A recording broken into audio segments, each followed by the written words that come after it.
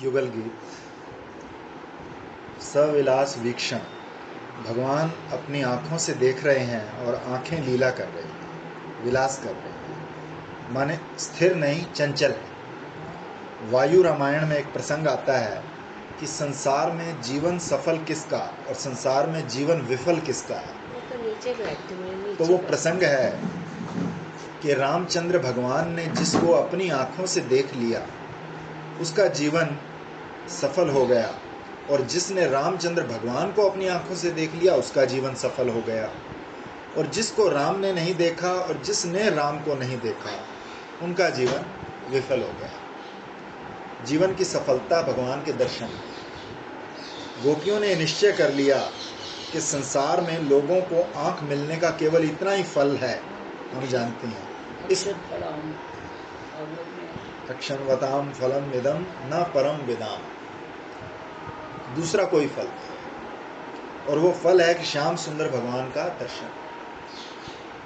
ये उन्होंने नेत्रों का फल कहा। देखो, मन का फल होगा भगवान का ध्यान करना, कि अगर मन मिला है तो मन से ध्यान करो। बुद्धि मिली है ज्ञान प्राप्ति के लिए, तुम्हारे चित्त में एकाग्रता है तो भगवान में तन्मय हो जाओ। परंतु आंख मिलने का फल, देखो, पाँव मिलने का फल है भगवान के धाम में जाना, हाथ मिलने का फल है भगवान की सेवा करना, जीभ मिलने का फल है भगवान का नाम लेना, गुणानुवाद। आँख मिलने का फल है इन्हीं आँखों से भगवान का दर्शन। नहीं तो ये आँखें खुली ही रह जाएंगी, फटी की फटी रह जाती हैं।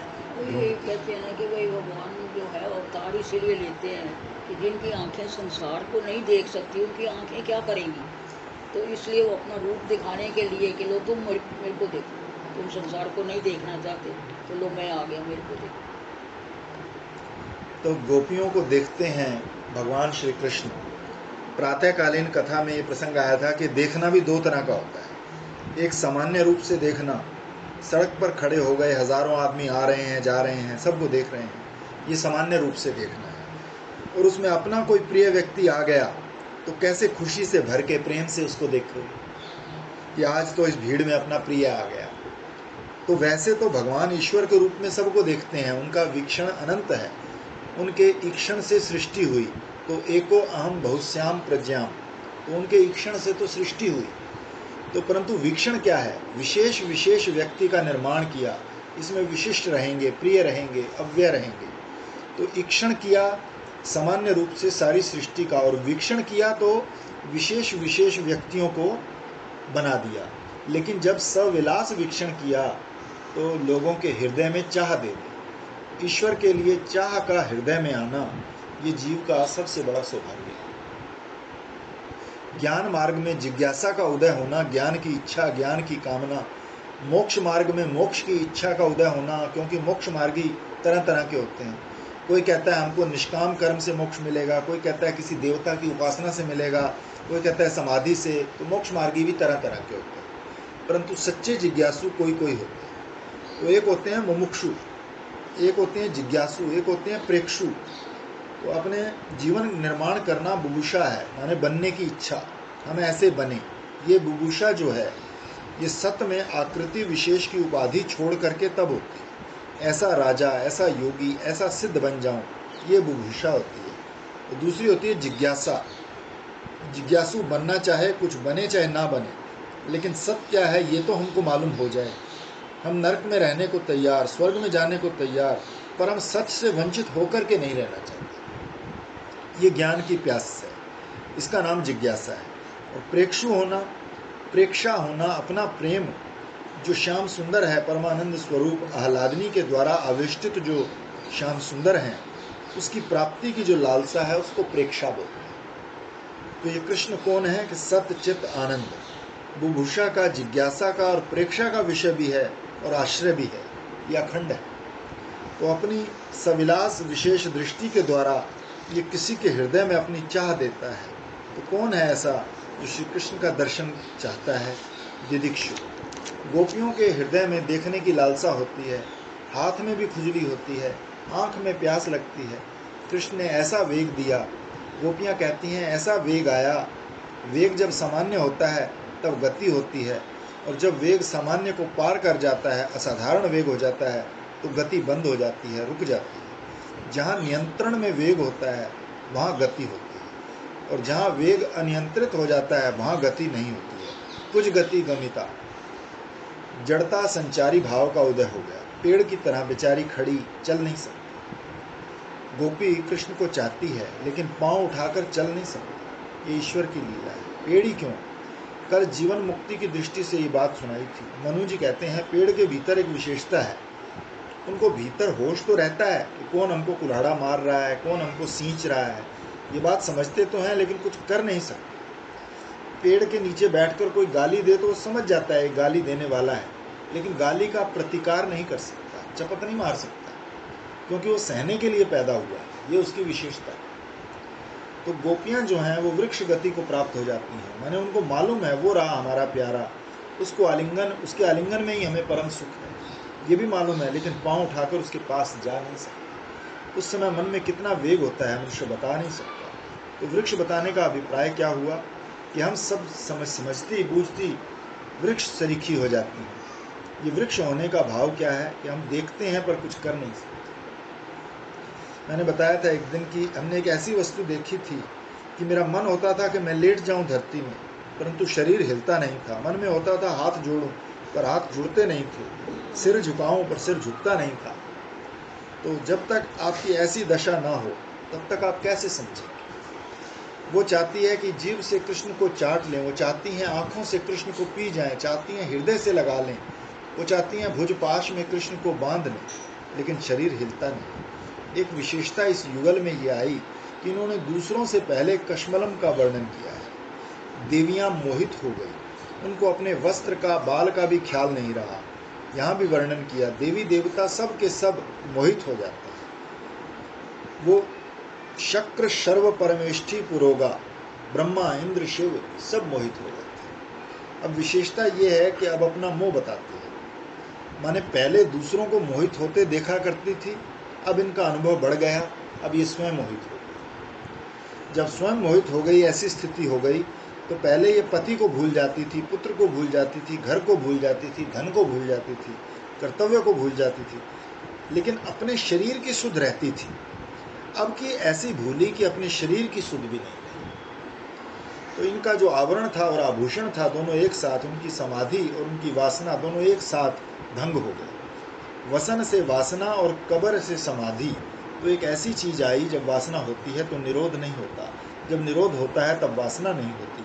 और ये श्याम सुंदर इनके हृदय में कैसे आए कि विषय की तो वासना छूट गई। एक दिन सनक सनंदन सनातन सनत कुमार व्याकुल हुए, क्या बात है? बोले बाहर का होश नहीं रहता, शरीर का होश सबसे बाद में जाता है आखिर में।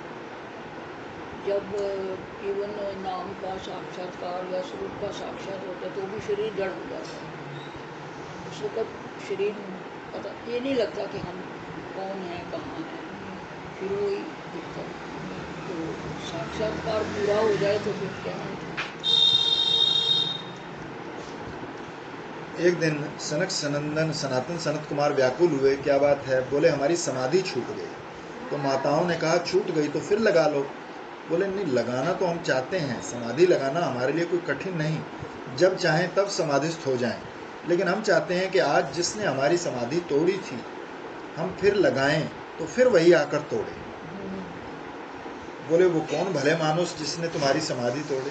बोले वंशी ध्वनि।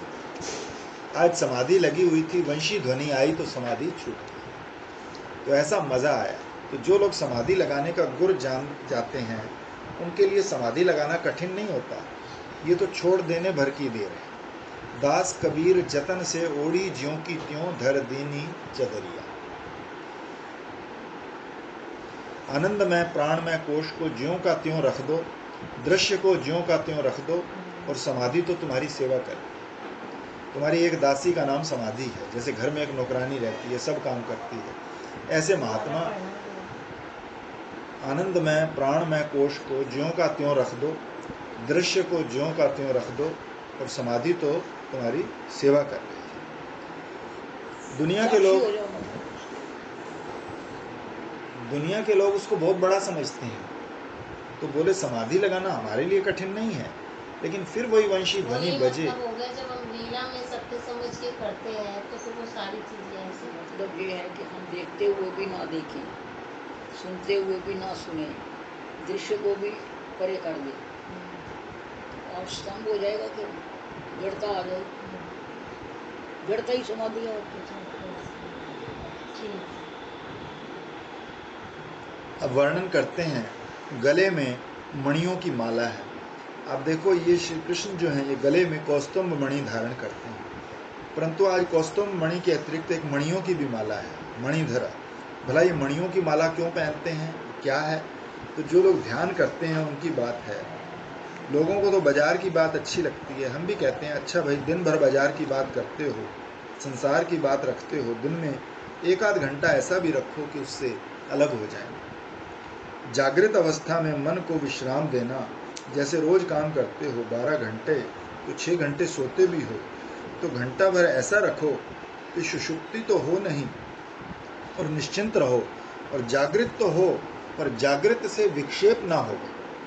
जरा ऐसी स्थिति अपने जीवन में तो लाओ। जाग रहे हैं पर दुनिया की कोई बात नहीं मालूम पड़ती, ज्ञान है पर वासना नहीं, होश है पर वासना नहीं, सब दिख रहा है पर वासना किसी चीज की नहीं। ज्ञान की ये स्थिति आने दो, देखो क्या विश्राम मिलता है। अरे ये खाना पीना, दवा पानी, स्त्री पुरुष सब मैल है, ये दुनिया के सारे लोग मलवत मालूम पड़ते हैं। यदि किसी को वासना रहित भोग का स्वाद मिले, होश में रहे पर वासना ना हो, ध्यान बना रहे, यही महात्माओं की विद्या है, यही ज्ञानियों की विद्या है। चित्त को विश्राम दे। पुरोहित होना, मौलवी होना, पादरी होना ये दूसरी चीज है। अपने अपने संप्रदाय में गेरुआ पहनाकर या तिलक लगाकर संस्कार करके विकसित कर लेना ये दूसरी चीज है। ये मजहबीपना चाहे शाक्त हो, चाहे शैव हो, चाहे हिंदू हो या कोई और हो, ये दूसरी चीज है। और सब मजहबों का अधिष्ठान प्रकाशक स्वयं प्रकाश जो आत्मा वस्तु है, उसकी लीला दूसरी है। ये अखबार की बात नहीं है, ये उपन्यास की बात नहीं, ये सड़कों पर घटने वाली घटना नहीं है। अपने चित्त को विश्राम देने की ये प्रक्रिया है।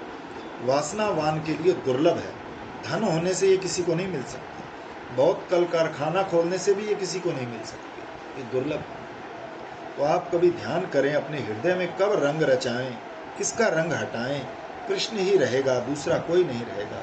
अगर बुल्ले शाह हो गए ना, तो उन्होंने उसके गुरु ने कहा, उनके गुरु माली थे, समंता माली, तो उसने कहा बुलिया जो रब मिलदा गंगा नातियाँ, तो मिलदा मच्छियाँ कच्छियाँ, वो तो वही नहाती, जो रब मिलदा राती जागदियाँ, शमशान में जाके रात जागने से मिल, जो मिलता काल कलच्छियाँ, जो काल वाले होते हैं भूत ऊत, बुल्लिया रागो नाम मिलता जिन्हें नीता अच्छियाँ। अगर सारे संग दिल में से हटा दो तो केवल सांवरा ही रहेगा। सब रंगों के अभाव में सांवरा ही रहता है। अब बोले कि सांवरे के गले में एक लाल लाल मणि है, पद्मराग मणि बोलते हैं, समुद्र मंथन से उत्पन्न हुआ चेतन है, उसमें छेद नहीं है। भगवान के गले में रहे और छिद्र बने रहें, सारे छिद्र निवृत्त हो जाते हैं। और बंधन कहाँ से रहेगा, वो तो मुक्त है, अपने आप ही सटा हुआ है। पद्मराग मणि अपने आप ही भगवान के गले में, महोदधे कौस्तुभ मणि, सांवरे पर लाल देखो और उसके बाद देखो सफ़ेद सफ़ेद हीरों की माला, श्याम रंग का वक्षस्थल, जहाँ पीत रंग की रेखा झलकती है, एक और भृगु के चरण चिन्ह, एक तरफ बाईं तरफ सुनहली रेखा के बीच में लक्ष्मी, दाहिनी तरफ भृगु के पाद चिन्ह। ब्राह्मण के चरण चिन्ह को बाईं तरफ कैसे रखेंगे, और बाईं तरफ तो श्रीमती हैं, और वो कौस्तुभ मणि की चमक जब सुनहरी रेखा पर पड़ती है तो आहा, ये ध्यान की वस्तु। ये जो जीव तत्व है भगवान का प्यारा, मुक्त और प्रेमी, मुक्त होने से उसमें सूत का बंधन नहीं है। कर्म और कर्म साध्य फल, कार्य कारण भाव नहीं होने से छिद्र नहीं। जहाँ कर्म होता है वहाँ त्रुटि होती है, और भगवान का प्रेमी होने से, अनुराग के रंग में रंगा होने से लाल है। और ये उज्ज्वल सात्विक उनके गले में आत्मा है। जीवात्मा किसको कहते हैं, वो भगवान के गले में लगा। गोपियाँ कहती हैं हमारी जीवात्मा ऐसे जाकर उनके गले से लग जाए। अरे छोड़ो शरीर, जाकर उनके गले से लग जाओ। अरे छोड़ो शरीर, छोड़ो नातेदार, हमारी जीवात्मा ऐसे अनुराग के रंग में रंग कर, निश्छिद्र होकर, बिना किसी बंधन के जाकर लग जाए कृष्ण के गले। ये जो मणि है, मणिधर की कौस्तुभ मणि, ऐसी व्याख्या मध्वाचार्य जी ने कर दी। बात ये है ना कि वो रंग तो तब चढ़ेगा, बाकी सब रंग छोड़ेंगे। मैं वो गुरु स्तुति में बोलती हूँ ना, कभी कोई कहते कबीर सर्व रंग रंगियो, सब रंग से ये न्यारा।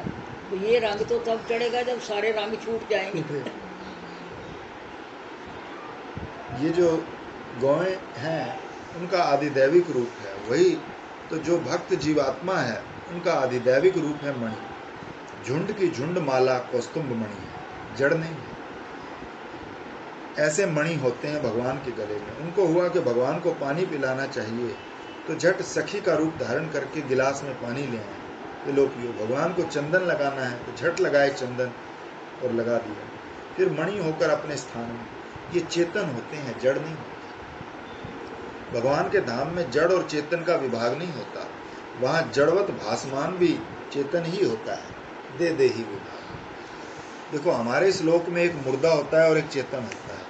जब चैतन्य से संबंध छूट जाता है तो शरीर मुर्दा हो जाता है, तो उसको जड़ बोलते हैं। भगवान के धाम में ये मुर्दा और ये चेतन, ये भेद नहीं होता, वहां सब चेतन ही चेतन, परंतु सब भावात्मक होता है। ये भगवान के धाम की विशेषता है, भगवान के शरीर की विशेषता। ये अपना अपना विभाग होता है, उसमें निष्ठावान रहना। जैसे डॉक्टर रोगी की सेवा करता है, जैसे सिपाही चौराहे पर खड़ा होकर मोटरों का संचालन करता है, स्कूल के मास्टर स्कूल के बच्चों को शिक्षा देते हैं, कारखाने के मालिक कारखाने का उत्पादन बढ़ाते हैं। इतना आवश्यक ये है, उतना ही आवश्यक है चित्त को आध्यात्मिक शांति हो, और उससे भी ज़्यादा जरूरी विभाग है। ये भौतिकवादी लोग इसको नहीं समझते, जिनको इसका रस आता है वही समझते। अब महाराज ये मणियों की माला पहने, सिर पर मोर मुकुट, अधरों पर बांसुरी, सांवरा रंग, होठों पर मंद मुस्कान, क्या करता है कि सायंकाल गायों का लौटाना, तो गायें तो अनगिनत कैसे लौटाएं, गिन गिन कर कोई चाहे तो ये कहाँ शक्य है। एक सज्जन बैठे आकर, वो बोले भाई अब संसार को भुला देना चाहिए। बोले संसार में कौन कौन सी ऐसी चीज़ है जिसकी हमको याद आ सकती है और उसको भुलाना चाहिए। अब अनेक बातें याद आई और वो गिनने लग गए उनको। अब उनको कभी दुनिया भूलेगी? कहते किस किस को भुलाना है, तो उन सबको याद करने लग गए। बोले ऐसे दुनिया कभी भूलेगी? संसार की विस्मृति उनको होगी? ये संभव ही नहीं है। एक एक चीज को गिन गिन कर उसको हृदय से निकालना ये संभव नहीं है। एक से जुड़ जाओ तो सब निकल जाएंगे अपने आप। एक आदमी गया, हम गए ना गणेशपुरी, तो 2 दिन के बाद जब हमको असर हो गया तो बाबा बोले वापस जाओ। मैंने कहा अब क्या करेंगे जाके, हम जो हम करते थे जो तो तुमने लूट लिया। अब हम किस मन से जाके ऑपरेशन करेंगे, किस मन से बच्चों को पढ़ाएंगे, अब हम करेंगे क्या? तो हंस के बोले जो अनुग्रह करना जानता है वो निग्रह करना भी जानता है, अभी समय नहीं है, हम खींच लेंगे अपनी शक्ति तो सब काम बढ़िया आगे से भी बढ़िया चलेगा। तो जितने दिन अभी संस्कार है काम दूर दृष्टा है गुरु जी, दूर दृष्टा है कि सब आगे की जानकारी, इतना काम करना भी जरूरी है, कब आना है वापस।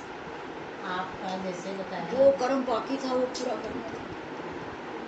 मतलब कि नेक भी कोई संसार की वासना ना रहे तब वो कहते थे कि पूरे विरक्त हो गए, नहीं तो फिर वो ये जैसे बंगाली लोग आते हैं जवानी में आ गए फिर चले गए, आ गए फिर चले गए, फिर ऐसा। उनका मतलब था कि एक बार छोड़ो तो फिर पूरा छोड़ो, और हम बताएंगे कब छोड़ना, कब कर्म खत्म कितना करना। बढ़िया है ना।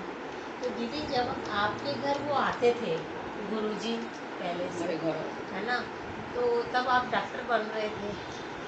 बन क्या गए थे हम, तब असिस्टेंट प्रोफेसर से आते थे। नहीं, मेरा मतलब तैयारी में थे, तो तब उससे पहले नहीं आते थे? जब आप जैसे डॉक्टर बनने वाले थे तब मन नहीं करता था कि मैं योगाश्रम में जाऊँ डॉक्टर बनने से तब पहले? हमारा कोई परिचय नहीं था उनसे। अच्छा। तो हमारे पिताजी रिटायर होके वहाँ जाना शुरू किया, तो फिर उन्होंने हमको कहा कि जाओ। अच्छा। तो हम पूना गए हुए थे, पूना से बॉम्बे गए, बॉम्बे से वहाँ गए। अच्छा, तब ये इंसिडेंट हुआ, फिर उन्होंने कब वापस? एक आदमी गया महात्मा के पास, बोला महाराज हमारे मन में कामना है, कोई ऐसा मंत्र बताओ जिससे वो पूरी हो जाए। तो कामना तो पूरी होने लायक नहीं। देखो एक स्त्री आकर पूछती है हमारे पति का चित्त शांत हो, उसके लिए हमको कोई जप बताओ। तो इसका उत्तर क्या है, सच्चा आपको बताएं? तो बोले भाई जप तो हम बता देते हैं, पर तुम इच्छा ये करो कि हमारा चित्त शांत हो। तो उसका अपने आप ही शांत हो जाएगा। जिस जुबान से जप होगा और जिस मन में जप होगा उसमें जितनी जल्दी शांति आएगी, दूसरे के अंदर कैसे शांति आएगी? शांति अपने अंदर चाहने की होती है, दूसरे के अंदर चाहने की नहीं होती। दूसरे के अंदर शांति चाहना ही अशांति है, ये उसकी युक्ति है। तो महात्मा ने देखा कि इसकी इच्छा पूरी होने वाली तो दिखती नहीं, तो बोले इससे किस बहाने मंत्र का जप कराएं। उसको बहुत बढ़िया मंत्र बताया और बताकर बोले देखो इसका जप रोज रोज करना, पर अगर वानर की याद तुमको आ गई वानर की याद आएगी तो इसका फल तुमको नहीं मिलेगा। आगे तो कभी आती नहीं थी, अब वानर ही सामने आता। और नहीं आएगी वानर की याद तब तुम्हें फल मिलेगा। अब ये मंत्र जप करो और ये सोचे कि कहीं हमको वानर की याद तो नहीं आ गई, तो वो सोचने में ही वानर की याद आ जाए। अब कोई सोचने लगा। मैं दिल्ली में थी ना दीदी, शिव जी कहेंगे तो इसको यहाँ लाई, ऊपर से शिकायत करती है। तो दिल्ली में कोई आता नहीं था हमारे घर में, अच्छा ना भाइयों की प्रॉब्लम थी, मतलब कभी कोई मतलब मुझे प्रॉब्लम आई ही नहीं लाइफ में। तो बड़े आराम से बदल, यहाँ तो मेरे को कभी कोई आ जाता था इसमें, या कभी भाइयों की प्रॉब्लम है, कुछ ना कुछ लगे ही रहती थी। तो अब कोई सोचने लग जाए हमको दुनिया में क्या क्या छोड़ना है, क्या क्या भुलाना है, तो ये एक प्रयत्न से ही सब छोड़ने का है। दुनिया में हमको कुछ नहीं चाहिए, ऐसे बोलता है। हमें तो चाहिए ईश्वर, और ईश्वर से भर लो तो दुनिया भूल जाएगी। अपने दिल को भर के रखो, खाली मत रखो। ये लड़कियों का जब ब्याह हो जाता था तो उनकी मांग में सिंदूर भर देते थे। अब साइन बोर्ड लग गया है, कोई देखता है लड़की को तो कहता है भाई ये तो विवाहिता है, ये तो गृह लक्ष्मी है, ये किसी के घर की मालकिन हो चुकी। मांग भरने से पहचान हो गई। अब तो महाराज ये ब्याही हुई है कि नहीं ये पहचान ही नहीं रही। अब तो ना बिछुआ ना सिंदूर। तो अगर तुम अपने दिल के घर में भगवान को बसा लो तो संसार घुसेगा ही नहीं, लौट जाएगा बाहर से। तो दुनिया ऐसे नहीं भुलाई जाती कि एक एक की याद करके बुलाएं, उसकी भी एक पद्धति होती है। तो भगवान की माला वक्षस्थल पर है, उसमें 108 दाने की, उसमें 4 रंग के दाने। तो भगवान लाल रंग की गायों को गिनने के लिए, सफ़ेद काली पीली गायों के झुंड को गिनने के लिए अलग अलग मणि बना रखे हैं। अब उसमें 25-25 के एक एक मन के हैं। गायों में भी नदी के नाम वाली एक तरफ, फिर शरीर के रंग से पीली धौरी कारी, फिर उनके सींग द्वारा जो उनके सिर पर जो तिलक उसके द्वारा, फिर उनके मुख के द्वारा, कोई अश्वमुखी, कोई व्याघ्रमुखी, कोई मुख की आकृति के भेद से, तिलक भेद से, शरीर रंग भेद से लाखों लाखों गायों का विभाग 108 में सब में आ जाता है। एक झुंड के मालिक की गाय का नाम लेते हैं तो अपने सब झुंड को लेकर चलते हैं, तो गिन लेते हैं सारी गायें आ गई कि नहीं। ये बड़ी पक्की नज़र का काम है, साधारण नज़र का नहीं। हमने इतनी गायें तो नहीं देखी हैं, 1000-1000 2-2000 देखी हैं, इकट्ठी तो भेड़ें भी देखी हैं। ये गडरियों की नज़र इतनी पक्की होती है कि उनके सामने से उनकी भेड़ निकले या दूसरे के झुंड में चली जाए तो देखते ही पहचान जाते हैं। ये भगवान पहचानते हैं कि हमारी गायें कौन सी हैं, हमारी भेड़ कौन सी है, हमारी बकरी कौन सी है। तो जिनको चराते हैं उनमें भी किस्म है, तो बुलाते हैं आओ हमारी गायें आओ। गायों को मालूम है कि उनके बछड़े कहाँ रहते हैं, सब अपने अपने बछड़ों की ओर चल पड़ते हैं। और महाराज कृष्ण को देखकर तो बछड़ों को भी भूल जाते हैं। और गोपियाँ कहती हैं हम मणि ना हुई नहीं तो कृष्ण के गले में होती। कभी कृष्ण गायों की तरह हमें भी गिनते कि हमारी गोपी कौन है, ये लालसा आती। तुलसी है, दयितो गंधा यस्य तुलसी, उसको कहते हैं जिसकी बराबरी कोई न कर सके। तुलना न स्यात इति तुलसी, भगवान की गंध में तुलसी प्यारी है। अनावृत होकर तुलसी अपनी गंध देती है। तो जो भोगी पुरुष होते हैं उनको तुलसी गंध में रस नहीं आता। जो भक्ति करते हैं, भोग लगाकर जो खाते हैं, तो भगवान के भोग लगे पेड़े में जब तुलसी पड़ी रहती है तो उसका स्वाद कैसा होता है, तो बाजार से खरीदे हुए का स्वाद कैसा होता है, इसका भेद भक्तों को ही मालूम पड़ता है और भक्तों को मालूम नहीं पड़ता। भागवत में वर्णन है कि सनक आदि ब्राह्मणी स्थिति में वैकुंठ में आते हैं। वो जानते हैं मैं भी ब्रह्म और जो कुछ है सो सब ब्रह्म। तो उनको ये भी मालूम है कि नारायण भी ब्रह्म, लक्ष्मी भी ब्रह्म, वैकुंठ भी ब्रह्म। जय भी ब्रह्म विजय भी ब्रह्म। वैष्णव संप्रदाय में भी इस बात को मानते हैं। तो तत्व दृष्टि से पार ब्रह्म परमात्मा के सिवा और कुछ नहीं है। वो कहते हैं परमात्मा से भिन्न कुछ नहीं, सब परमात्मा है, परंतु आत्मा से सब अभिन्न है, ऐसा केवल शंकराचार्य मानते हैं। ऐसा इसमें फर्क है कि उसको कई लोग तो ग्रहण भी नहीं कर पाते। तो देखो, मृत्तिका से अभिन्न घट है, ये तो सब बोलते हैं, परंतु घट से अभिन्न मृत्तिका है, इसको कौन बोलेगा? महाकाश से अभिन्न घटाकाश है, ये तो सबकी समझ में आ जाएगा, परंतु असल में घटाकाश और महाकाश दो नहीं, घटाकाश ही महाकाश है। ये सिद्धांत शंकराचार्य का होगा और महाकाश ही घटाकाश है, ये सिद्धांत वल्लभाचार्य जी का है। तो बोलने में वैष्णवों के और अद्वैतियों के थोड़ा फर्क होता है। तो सनक सनातन को ये बात मालूम है कि लक्ष्मी नारायण जय विजय वैकुंठ हम भी ब्रह्म, ब्रह्म के सिवा कुछ नहीं। ब्राह्मी स्थिति में आए और भगवान के तुलसी गंध से मिश्रित चरणारविंद की गंध जब नासिका छिद्र में प्रविष्ट हुई, तो यद्यपि वो अक्षर रूप है, ब्राह्मी स्थिति में है, परंतु जब भगवान के चरणारविंद मकरंद की वायु तुलसी की गंध से मिश्रित होकर उनकी नासिका रंध्र से हृदय में प्रविष्ट हुई, तो शरीर में रोमांच हो गया, चित्त क्षुब्ध हो गया, समाधि टूट गई।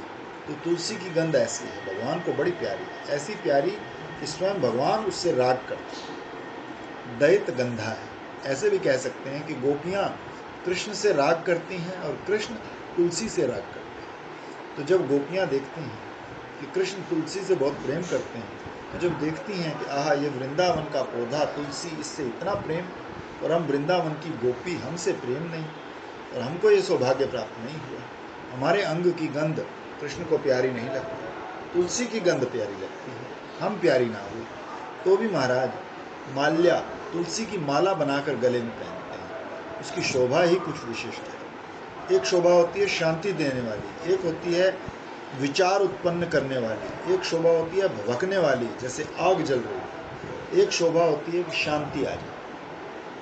जब हिमालय पर जाते हैं तो हर हर गंगा बह रही है, ऊपर बर्फ के पहाड़ दिख रहे हैं, किनारे वृक्षों की हरियाली, कोई महात्मा बैठकर ध्यान कर रहा है, अब उसको देखकर चित्त अपने आप शांत हो जाए। हम लोग गंगोत्री गए, वहाँ एक सज्जन रहते थे, हमारे भक्त, तो आकर बोले स्वामी जी सत्संग यहाँ अच्छा नहीं मिलता, परंतु प्राण शांत हो जाता है। यहाँ की जलवायु की विशेषता है कि यहाँ प्राण शांत हो जाते हैं, सत्संग के लिए तो तरसते रहते। देखो ये शांति का वातावरण। बम्बई में महाराज काम का आदमी आ जाए तो विक्षिप्त हो जाए, ये विक्षेप का वातावरण है, या ये वातावरण होते हैं, एक शांति का वातावरण, एक विक्षेप का वातावरण। तो श्री कृष्ण की जो माला है उसके लटकने के बीच में थोड़ी जगह रहती है, माला दोनों ओर लटकती है, दाएं और बाएं, और बीच में जगह खाली रहती है। एक और भृगुलता, दूसरी ओर लक्ष्मी, भगवान का वक्षस्थल दिखता है जो इतना खाली है और खुला है। खुला क्यों? कि हमारी आंखों पर कोई पर्दा नहीं डालना चाहते भगवान। देखो उसको और खाली क्यों है? कि वो तुम्हारे लिए जगह है, भगवान तुमको वहीं रखना चाहते हैं, अपने वक्षस्थल पर, अपने हृदय में तुमको रखना चाहते हैं। जो भगवान को भी शोभायमान करे उसका नाम माला। माँ लक्ष्मी लीना यस्याम लक्ष्मी, जिसमें छिपी हुई है उसका नाम माला है। और माम प्रभा यथा राति, उसको जो दे उसका नाम माला। माला बनकर लटक रहे, त्रिगुणमयी, और बीच में जो खाली जगह है वहाँ भगवान को देखो, वहाँ भगवान के वक्षस्थल का दर्शन करो।